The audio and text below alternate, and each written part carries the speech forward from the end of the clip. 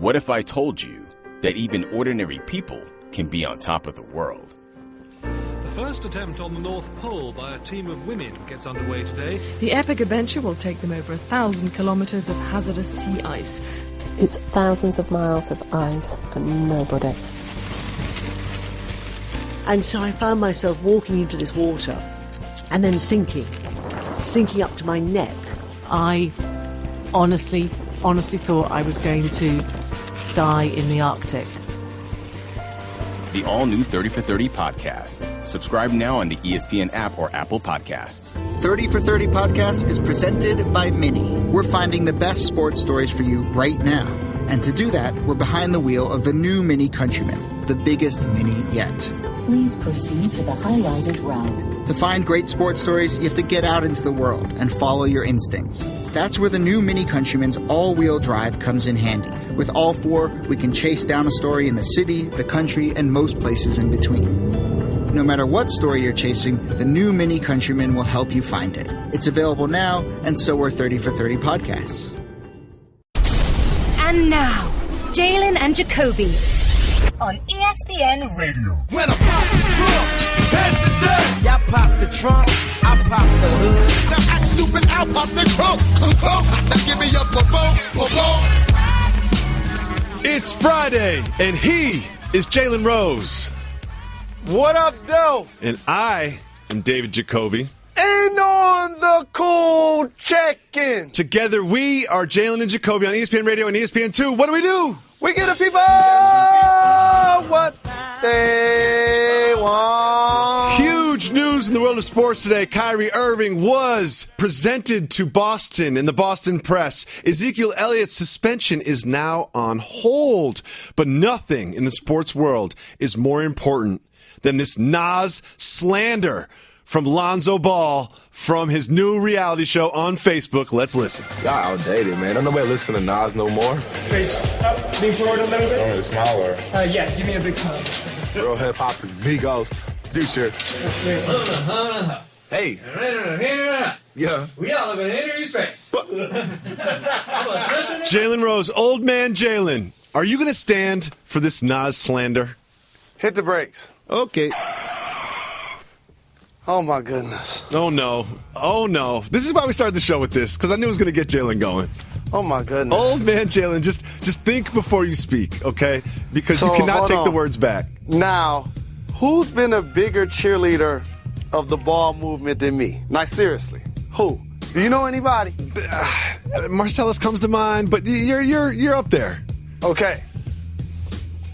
I always talk about there will be no slander of who on our television show or timeline. Well, it's a long list. I'm not going to name everybody. But name one. LeVar Ball is one of them. Okay. He didn't make these comments. Lonzo did. Okay. Lonzo. Gather around a campfire. Okay. Put your ear a little closer to the speaker. Turn it up as loud as possible. Let me teach you something, young man. Don't ever disrespect Nas. I know. Okay? I ain't going to even go through the litany of reasons why, because I'm not going to waste my time. That's number one. Hold on, I'm not finished. Let me cook. The producer's in our ear telling us to move on. I don't care. We can do the whole show on this. Okay.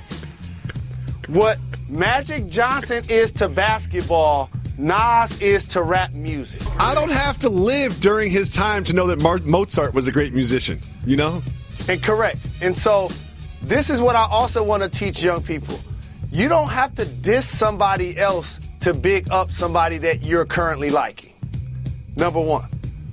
Number two, if you want to be an artist, just like being an athlete, you should do your homework and your history. Oh, can I jump in here? Number three, I've heard your rap, Lonzo Ball. You ain't Nas, Future, Migos, or even Dame Lillard. Okay, continue. Okay, so here's your homework lesson. When you finish with your drills, between the legs, behind the back, shooting your jump shot, here's what you do. You sit down. I want you to put a Bible on one side. And I want you to put Illmatic on the other side. And then listen to it and tell me which one's more important. And I don't want you to leave that space until you learn the entire words to every song on that album. Period. Why are you so bothered by this? Like, what don't you understand about a 19-year-old person not respecting the forethought fathers of the art form that he is trying to participate in? You just said the key word. Forefather, respect. 2 words. And so, for a young MC, it's just like being a young athlete. You have to be a student of the game, first off. Good point, Jalen Rose. Next off, if I'm talking about greatest MCs of all time, just like if I'm talking about greatest basketball players of all time, and I needed to do a parallel, I wouldn't be far off if I said Magic Johnson equals Nas. No. Like, might not be the number 1 spot, but in everybody's top 5.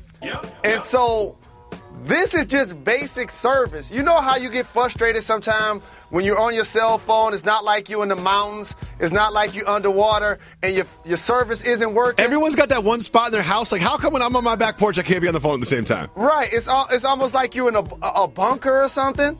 Yes. And so, the blasphemy. You're so fired up about this. I can't believe it. Because here's the other thing I know. LeVar Ball wasn't sitting there when he said that. He wasn't. I know he wasn't. That's what it was. LeVar wasn't there. LeVar wasn't there. Because I know LeVar know what up. Yeah. Oh, I know LeVar. I know LeVar knows every lyric, even AZ's lyric. The only feature on the whole album to Illmatic.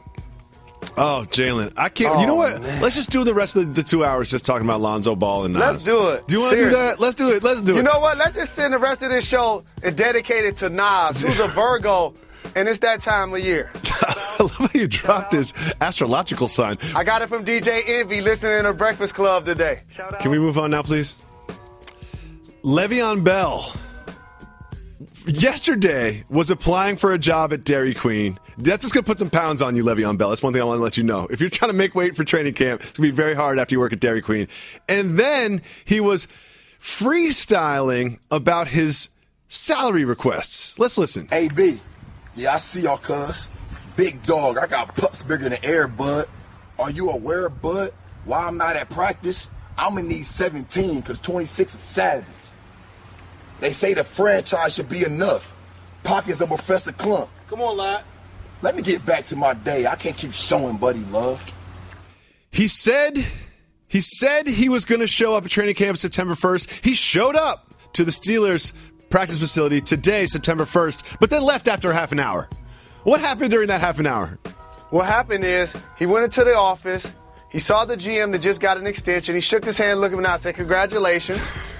He also went down in the locker room, saw his head coach, Mike Tomlin, who also got an extension, and said, congratulations. He walked around the locker room. Where's Big Ben? I want to make sure he see me. Gave him some dap. What up, though, to AB? Use the bathroom. And then I'm out. And then he's gone. He's like, I said I was going to be here. I'm a man of my word. I'm here. But I still need my money. Absolutely. And so I like the fact that he's created a way to have fun around something that's so very serious. Very serious. Filling out the job application at Dairy Queen, busting a freestyle rap while he's working out. You hear that, Lonzo Ball? While he's working out. And here's another thing. For you athletes that want to be MCs, and I can't help but go back to this. You're going to go back to this, Jalen. You are so emotionally affected by Lonzo Ball talking about Nas. Because Nas is an all-time great. Just listen to Ether. Okay. You know what? He going to get, now you're going to get an Ether. Oh, man, this is going to be out of control. Do you remember that story about Zach Randolph when he was in Los Angeles, and there was this whole thing about blocking the street, and the police came, and he got charged with felony possession of medicinal marijuana with intent to distribute and resisting arrest? Well, guess what? They have reduced the marijuana charge to a misdemeanor possession of over an ounce of marijuana. Here's my question. What's he doing with that much medicinal, Jalen? Like, what is he doing walking around with that much medicinal? Like, what was he planning to do that night? Well, he probably just copped it and was going to store it. Okay. When I first saw the charges, I was like, let me Google how much money he's made in the league again. Exactly. It's like $150 million. He's like, bagging up nickels. But here's the other thing. A lot of times, when you've made that kind of bread, I would deem that all of the people that he was hanging with that night champagning and campaigning with, he probably is the highest paid prospect of the crew. So he probably had to do the purchase. That's all. Let's move on before we get fired. You're listening to Love Advice with Leanne. Caller, you're on the air. Hi, Leanne. Longtime listener, first-time caller. Why, in your professional opinion, do you never take my calls off the air? Is this Carl? Yep, it's Carl. I mean, we had a few dates. Everything was great. I thought, Well, when you switch to Geico, you could save a lot of money on car insurance. Okay, awesome. You should call them. I will. Geico, because saving 15% or more on car insurance is always a great answer. I guess we have to address it.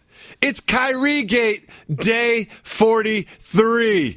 They flew Kyrie up from Miami, where he was filming the Uncle Drew movie. They brought Gordon Hayward back out. They had a big press conference, and Kyrie talked about how excited he was to join the Celtics. Let's listen. To be in a place like this where everyone will gravitate not only to us as individuals, but us as a collective group and a team. And they've done it past years before us, and they will continue to do it past years after us, and I just want to be a part of that. What do you think he's really getting at there when he says that? There's levels to this. And for Kyrie, he's an all-star in his own right. He's an all-NBA caliber performer. Mm-hmm. He's a champion. He performed on the highest stage. Taking over finals games. But he was playing with an icon.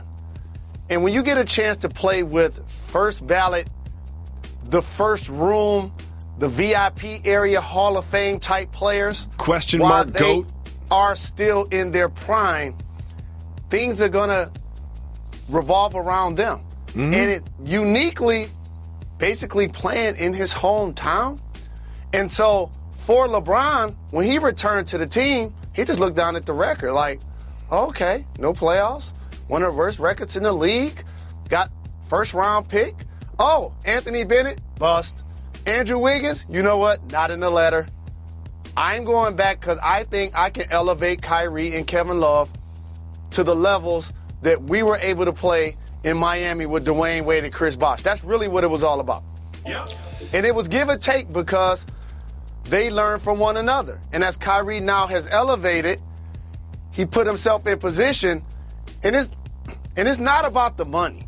Kyrie Irving was getting a max deal and playing on Team USA before LeBron ever returned. His salary's done. Like, Kyrie knows what he's going to make. He would have got big money in Cleveland.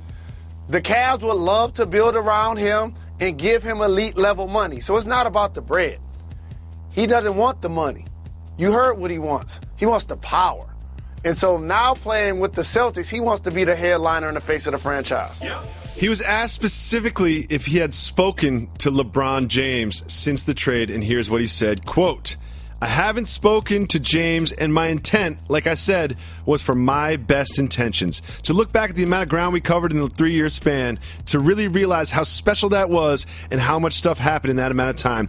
I'd be sitting up here and telling you guys a lie if I didn't tell you I learned so much from that guy. I think, because I do this as a media member, we take the poll quote, we run with it. Oh, Kyrie Irving hadn't spoken to LeBron James. But it has to be recognized that he was very respectful and appreciative, not just of the Cleveland organization and fans, but of his relationship with LeBron, which many people think was the reason he requested a trade. What did you take away from this statement?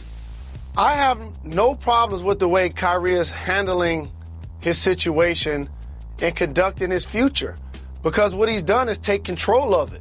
At the end of this year, where's LeBron going to play? No one really knows, to be honest with you. Okay, so if LeBron leaves, now he's scrambling just like everybody else. If I can put myself in position to control my own destiny and go play for a list of teams that he threw out there and ended up with a number 1 seeded team in the Boston Celtics, that's a truly good look. And now it's all about getting out on the floor and showing and improving. The one thing I will say, though, he didn't just call him by his government name. He called him by his last name. That's it. It was in parentheses, but still, it was like, I had one problem with the way Kyrie handled all this. You got to wear a tie, dude. You got to wear a tie. Come on, it's a press conference. You just got the job. You got to wear a tie. But secondly is, I feel like he has really taking control of his destiny. He wants stability. Everyone in their professional life wants some stability. And he's saying, not only has James dictated my success and my team's success for the last 3 years, but he's going to dictate what's going to happen to me this season after this one, whether he stays or leaves. I can't have, not only while he's my teammate, LeBron James directly affect how people view me and how successful I am on the basketball court and my team is. I'm going to flip it, and I'm going to take a little bit charge myself, request a trade, and go somewhere where I feel much more stable, which is exactly what I think he did. This is truly a win-win deal from both sides. Don't you agree? Absolutely. And if you're not the oldest in your sibling dynamic, you can appreciate this analogy I'm about to use. It's like being the younger brother or the younger sister in a situation. How many times do you say, stop treating me like a little kid? Stop treating me like little brother. Stop treating me like little sister. I've earned my own right. I've earned my own respect. I'm trying to earn my own name.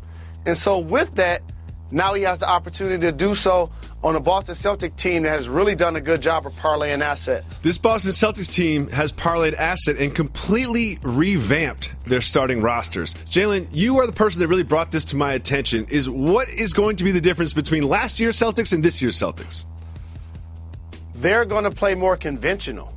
And what I mean by that is the Boston Celtics are a team that predicates itself on ball movement and player movement to get the shot, not the other way around, a la the Golden State Warriors. That's truly what they want to do. Now, for Isaiah Thomas and Kyrie Irving, how do both of them truly get their offense? Dominating the ball, isolation situations, a lot of pick and rolls. A player like Al Horford, who plays center for the Boston Celtics, may not be an accident why he's the only returning player. Really good passer. If you look at the Celtics starting five from last year and this year, you don't see a lot of commonality. Correct. And so that conventional wisdom of Kyrie Irving growing his game and being able to function off the basketball, off the strong side, and allow others to create offense for themselves, and while he creates offense for others. Remember, a great game for Kyrie and his averages were 25 points, one of the league leaders, 5 assists, not one of the top guards at that assist category. Obviously, when you have LeBron James getting 8 assists, you're not going to lead your team in points. And even if you score that level of point in assists, and if you even put up big numbers, you're not going to lead your team in points. So this is going to be a chance for his game to grow. All this means to me is I now know exactly what I will be doing on October 17th. October 17th is circled on my calendar and highlighted because that is the opening day when the Cleveland Cavaliers host the Boston Celtics. We've received word that Ezekiel Elliott's suspension has been held. They pushed the pause button on it, trying to avoid some more legal scuttlebutt. So he will be available week 1, it certainly looks like. But as we head into week 1, we wanted to preview a little bit of this upcoming NFL season. And we will start at the quarterback position. Because the quarterbacks I'm not about to talk about aren't at the top of the game. They're not at the bottom of the game. They could go either way. And I'm going to set it up. And you're going to tell me which way these quarterbacks are going to go. Are you ready? Sure, I want to hear more about Ezekiel Elliott. But yeah. First, are we going to see Matt Ryan or are we going to see Matty Ice? Matty Ice is the guy that started all 16 games of his rookie year, led them to the playoffs, an 11-5 season record. Matt Ryan is the guy who lost the Super Bowl and lost a fumble last year. Who are we going to see? I want to quote the great American philosopher Raekwon. Treasure is the glaciers of ice. I like this. That's the Matty we're going to see. I understand that the team basically gave up the biggest deficit in Super Bowl history and lost. But it wasn't just one side of the ball. And more importantly, a lot of that had to do with the play call. It's true. This was a complete breakdown of every aspect of the team. And look, money quarterbacking is easy. But come on now. You got to run the ball. You do. You got to run the ball. Eat some clock. You're up by a lot. Like, this is simple. We all played Madden. We know how this works. Keep the clock moving. His weapons return. Julio, seems to be healthy from a toe injury that continued to nag him last year. So Yep. I absolutely expect Matty Ice. Good. I hope Freeman and Coleman are 100% throughout the year as well because they were such a dynamic duo last year. Since everyone's preparing for their fantasy drafts, I got to tell you, Matt Ryan was second last year in fantasy scoring, but be wary of regression. He has only one other 300-point season in his 9-year career, and that was in 2012. This one, I don't even know. I want to hear what you have to say. Are we going to see Cam Newton or Cam Olton? Basically, you don't need me to set it up. Anyone who's been watching the NFL the last 2 years has seen two very different versions of Cam Newton. So my question for you, Jalen Rose, is which version do you expect to see show up this year? Cam Newton.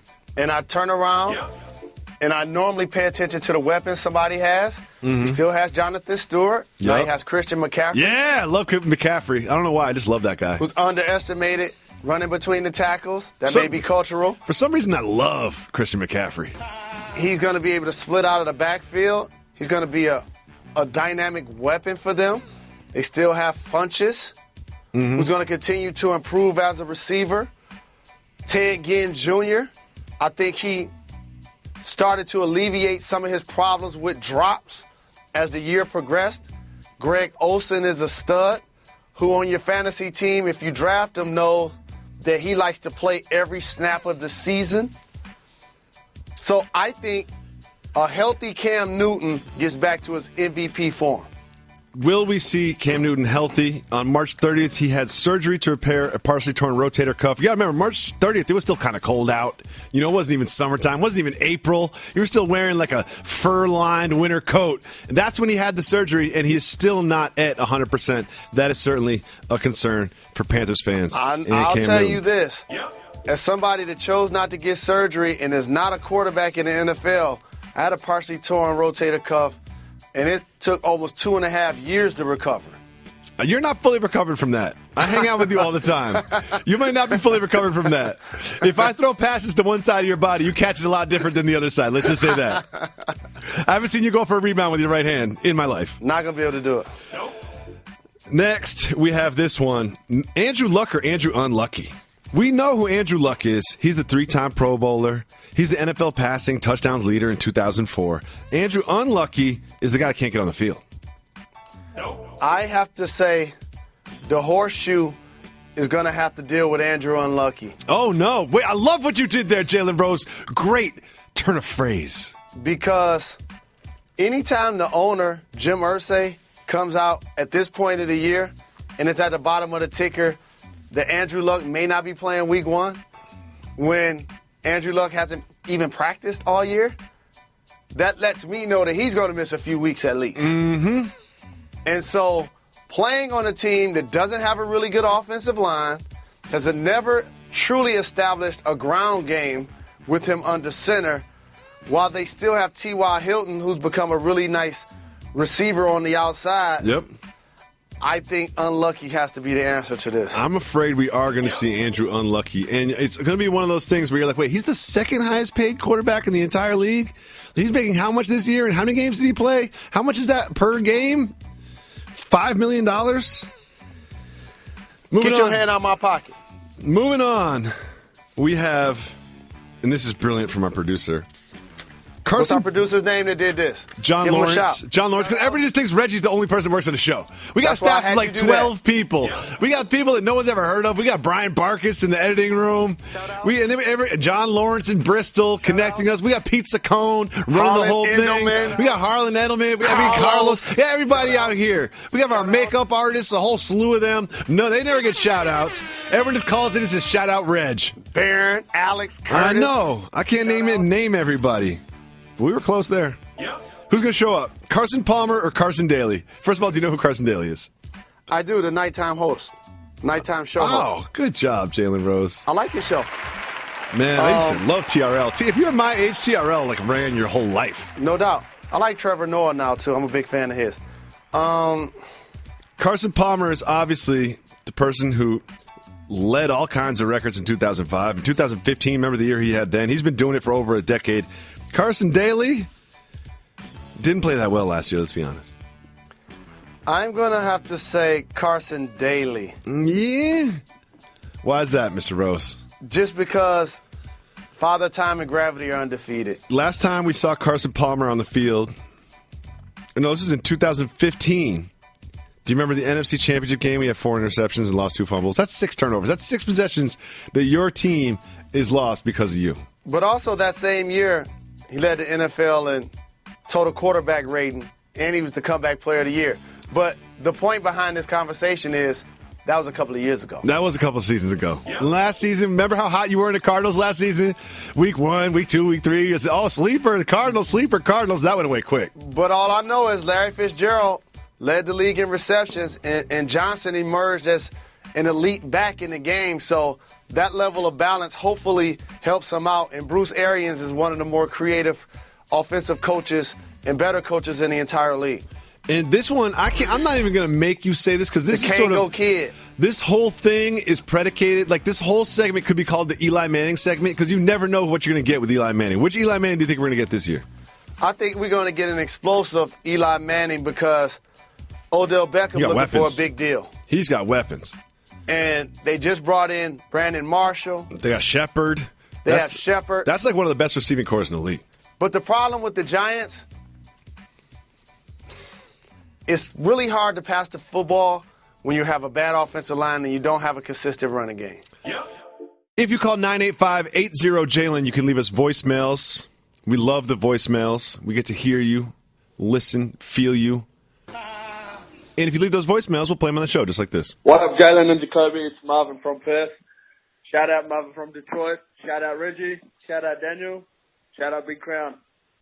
I'm alive and well. Haven't been taken by the Kangaroos yet. I have a question. What do the Boston Celtics need in order for them to win a championship?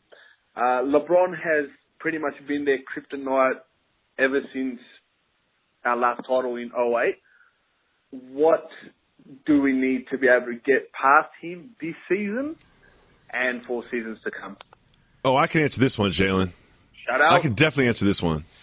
First of all, thanks for checking in, Marvin from Perth. As our entire staff was concerned about you, you know, it's always good when you haven't heard from a close friend for a while. Just check in. Let us know you're okay. And also, thank you for continuing to listen because that means he or somebody he knows had to be actually listening to the show yesterday. Exactly. I was afraid that he was going to miss that episode. Appreciate it. We put the Marvin from Perth bat signal up and he responded.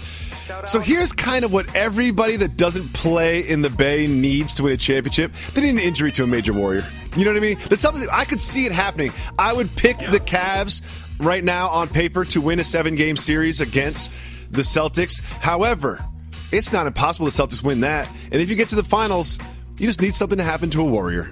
That's all.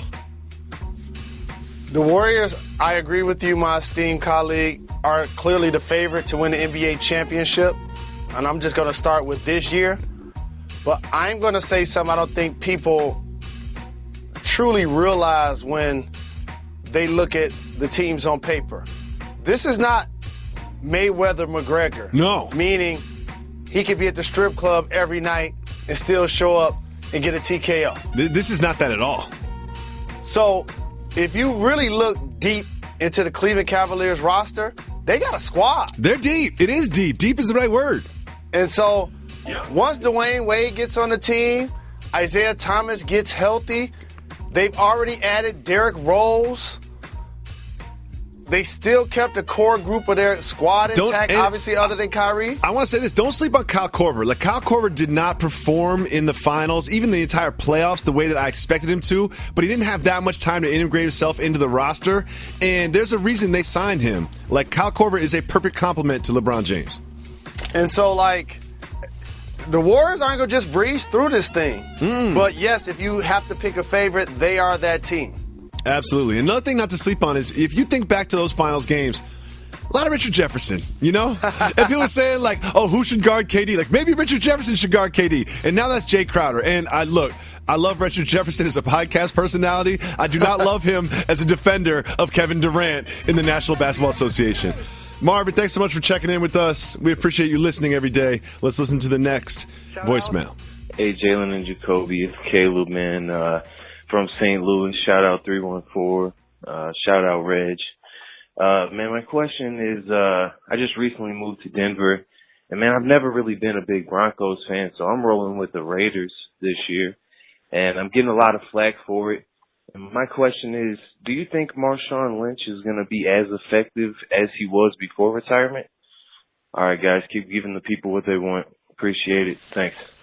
Well, Caleb, let me first say, as I've spent the last 2 decades of my life as a die-easy sports fan, so don't let people give you flack. I fluctuate which teams I root for weekly, not just yearly. Not, you know what I mean? Like I'll root for one team, another team, another team, another team, and it will not bother me. So the only person's opinion you should be worried about is the person in the mirror. I'm starting to change my opinion on Marshawn Lynch, Jalen Rose. When he first signed, I was very concerned about his age, the wear and tear, taking a year off. And then I started thinking about this.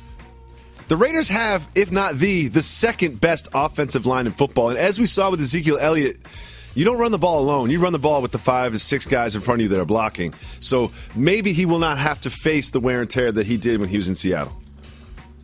And if you look at how the Raiders' offense is structured, they have a lot more balance on the outside. And so, therefore, he won't see as many 8 and 9 man boxes with Carr on the center, and obviously Crabtree on one side, Amari Cooper on the other. So I understand where you're coming from, but the one thing about sports is you take a year off for a reason. Yep. And so the position that he does play, while he may still be the physical specimen, you know what happens the year you take off? It seems like everybody else gets bigger and stronger and faster. That's a good point. So I am not questioning his heart or ability to be productive. I'm just wondering if he's going to be able to sustain the level of contact and still continue to get up from it from a week-to-week basis after having time off. Thanks so much for the call, Caleb. Enjoy Denver. Recreational, medicinal. Let's move on. Yo, Jalen and Jacoby, what's good? It's Jay Money from the A. Reggie, shout out. I might get a wave cap to keep the waves intact. But look, Jacoby, this is for you. I'm a long-time listener. I put people onto this podcast all the time. I'm a person. I need y'all to give me what I want and play this voicemail. Because, Jacoby, this is especially for you. Game of Thrones, crazy fan theory. Bran is actually the Night King. He goes back in time, becomes the Night King to unite all the houses, stop all the fighting. Jalen, I love the power soliloquy you gave. I love Power and Game of Thrones. So, man, come to Atlanta one day, guys. Let's eat some wings, eat some lobster, drink some vino, watch Power, watch Game of Thrones, talk about basketball. Hey, you guys, come on now. Got to put this on the radio. This was straight off the dome, too. Hey, but love the show. Keep giving the people what they want. Shout out. Yeah, I can't lie, Jalen. That sounded like a nice invite. You know, it's Friday. It's Friday evening. He's like, come out, eat some lemon pepper wings, drink some vino. I was like, you know what, Jay Money? That sounds great. If I wasn't 3,500 miles away, I'd be right there. Jalen, we did have a question about Power yesterday, and I asked listeners if they didn't want to get Power spoilers to turn the volume down on the knob for 30 seconds. You went on for what, 8 minutes? Yes, 9 minutes? You just kept going. If I didn't stop you, you'd still be talking about different plot lines of Power. But this is not a spoiler for Game of Thrones. It's a very popular fan theory that Bran is the Night King. I personally do not subscribe to it. I could go on a very nerdy, long rant about it. But the fact of the matter is the Night King was created by the Children of the Forest. I don't think Bran would go back in time to become the Night King. It doesn't really add up. I think Bran is just chilling by the fire, all-knowing, omnipresent, not that helpful, though. If I had a homeboy that knew everything that was happening right now on this planet and everything that happened leading up to this moment, I would have a lot of questions. We wouldn't just be small talking. Well, you do. That's me. Oh, that's right. I'm sorry. Jalen Rose is the three-eyed raven, everybody. Let's listen to the next voicemail. Jalen Jacoby, what up? It's Chris Porter from Kansas City. My question is, would you guys be able to do like a episode breakdown, like an NBA preview, what you guys used to do on Grantland, just for like one episode, do like maybe 3 minutes per team, but just break down the NBA coming up for the regular season? Appreciate it. Just let me know. Keep giving the people what they want. First of all, Reggie, play the Podfather music, please. For those of you that weren't big fans of Grantland, Jalen and Bill did what was one of my most fulfilling projects in my producing career. It was one of the things that made me the most happiest was the 30 team in 30 days. NBA preview that we did at Grantland. And if you find that you don't like my ways, well, you can send me back in 30 days. It was so great. You know, I really enjoyed it. Bill enjoyed it. Jalen enjoyed it. The production staff absolutely hated it because they had to work 20-hour days for an entire month. And all I gave them was like a nice dinner at the end of it. But still, Chris, we will never, ever be able to replicate that. But we will have something like that for you this year from Jalen and Jacoby. I don't have anything planned, but, I just like to say things like that to hold me to them for later. Thanks so much for all your calls. Don't forget, if you call 985-80-JALEN, you can leave voicemails and we'll play them right in the show. Yep. We're going to open up our 1-800-FLOWERS Twitter feed right now. Take questions from our audience, our listeners, and our followers on Twitter. Make sure you follow the @Jalen Jacoby account. Very controversial account amongst the staff because we have a simple philosophy here.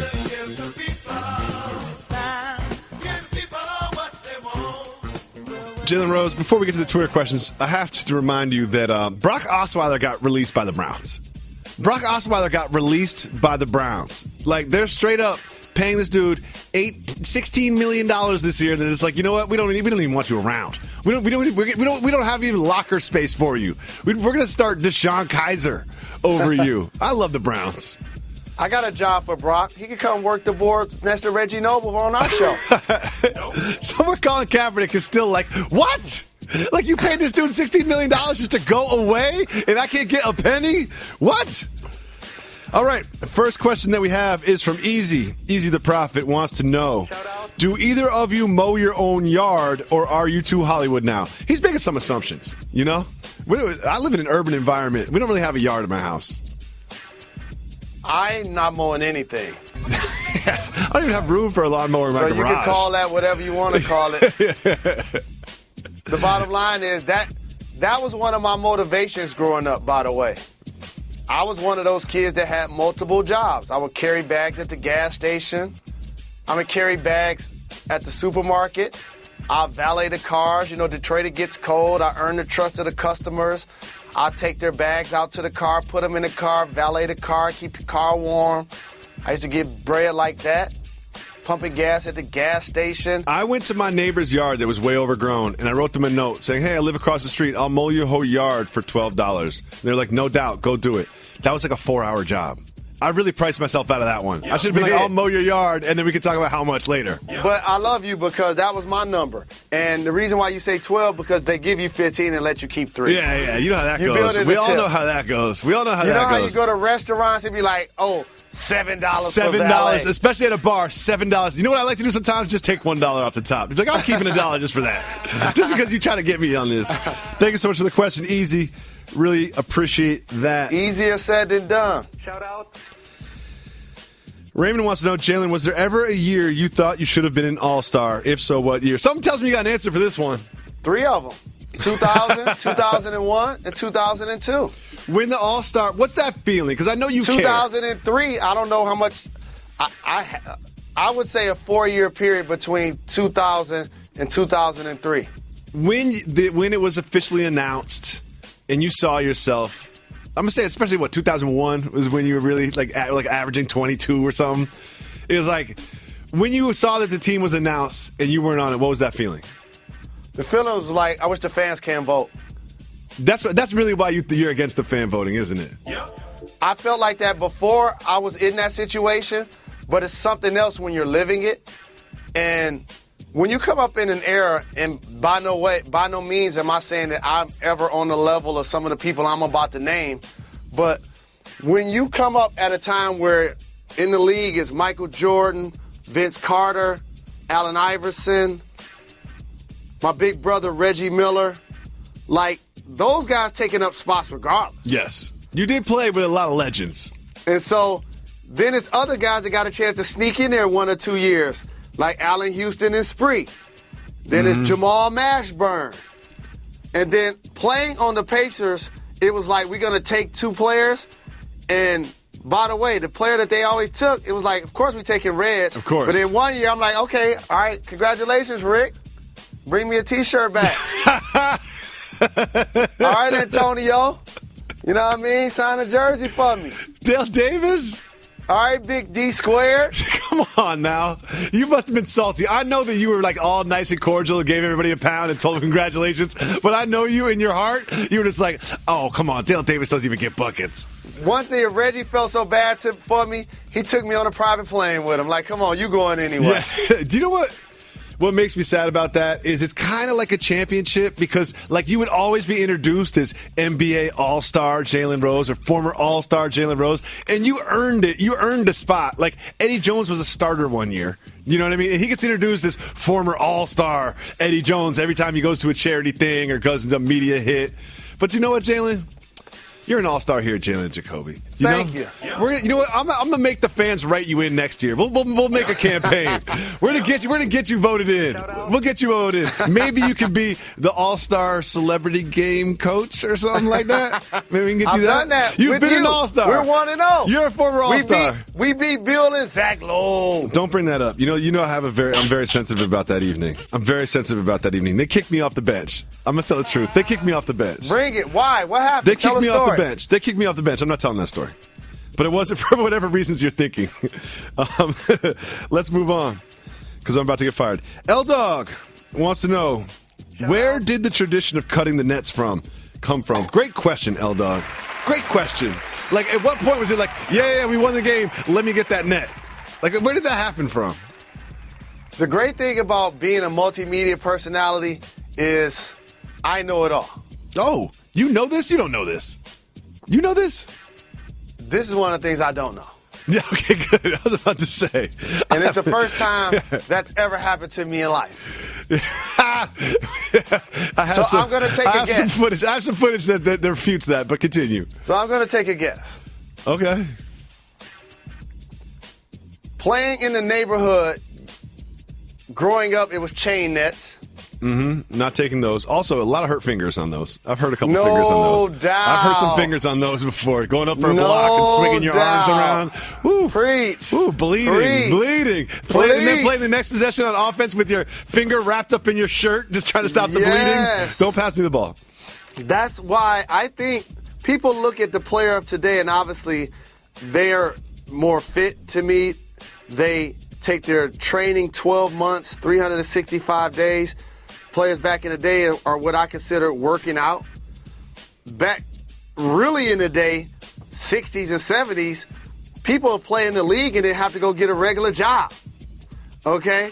So I think playing outside in low-top Converse that are already like walking on the ground anyway and falling, hitting your elbow on the concrete, in your back and your knees, I think that made the player tougher. I truly do. Well, and so this is when you started to cut down the nets. This is why I love doing this show with you, because you will start by saying, I don't know the answer, but then we'll go on a very entertaining, articulate, paint the picture for a story, just giving the staff time to actually Google it and give me the information.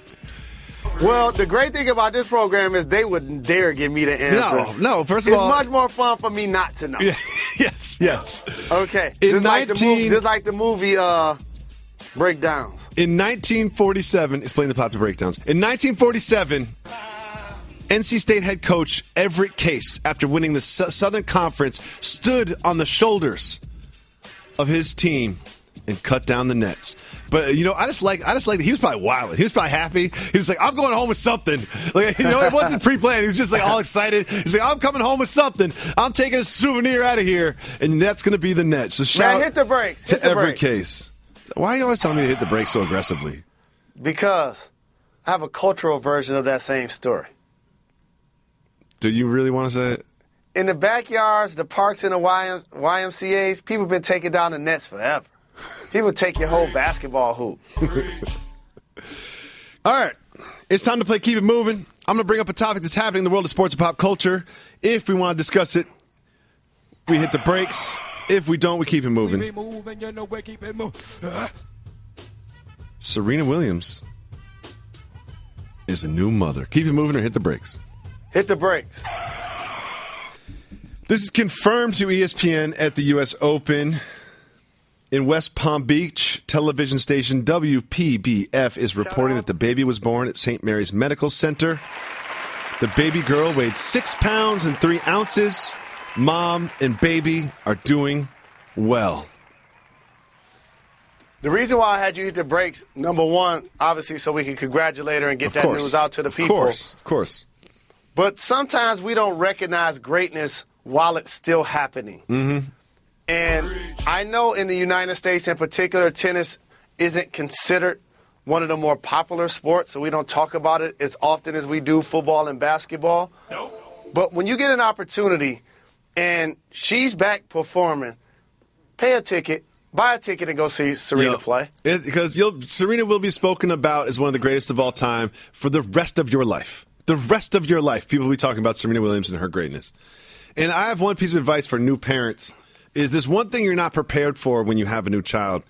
Is there's this one emotion. You know you're going to feel the love and the tenderness and bring yourself closer to your mate. One thing I am not prepared for before I had children, the fear. Just the fear of it all. Just like the responsibility, the pressure. I remember when I had my first kid, every 4 minutes I would just say, is he breathing? Is he breathing? Is he breathing? Oh, has he stopped breathing? Does he stop breathing? Is he breathing? Is he alive? Is he okay? Is he crying? It's just like there's so much fear. And my advice to new parents, nothing matters. Don't worry about it. They're fine. They're fine. But to keep it 100, you asked me a question earlier of the years I felt like I legitimately deserve to be an all-star. Do you remember what years those were? 2001, 2002, 2003, and maybe 2004. 2000 to 2004. Okay. The first 4 years of my daughter's life. I agree with you. Nice. Good for you. Does that mean if you have another kid, you're going back to the league? I mean, I'm playing the big three. There you go. You got it on the wax.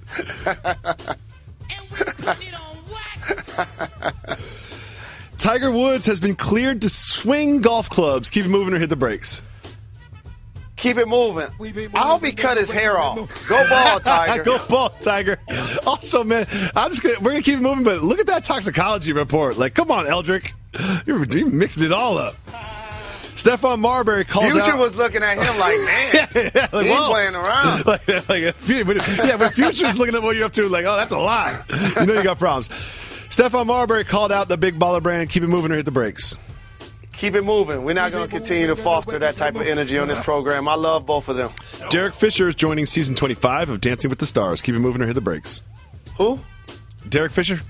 Keep it moving. First of all, Reggie hit the keep it moving button that time. For the first time in the history of the show, Reggie hit the keep it moving button. I respect Derek Fisher as a champion and as a player, but whenever you say something nice, something not nice is coming. Man, how you gonna crash another man's vehicle, yo? He crashed more than the vehicle, Jalen. Seriously? He crashed more than the vehicle. Come on, man. You can't be hollering at your teammate's wifey, yo. Because if you get with her, that means you've been eyeballing her. Oh, no. Before we get fired, thank you so much for listening on ESPN Radio, for watching on ESPN2 and ESPN News. Make sure you subscribe to our podcast. Enjoy your long weekend. Thank you. We'll be back Come on, Lonzo Tuesday. Ball.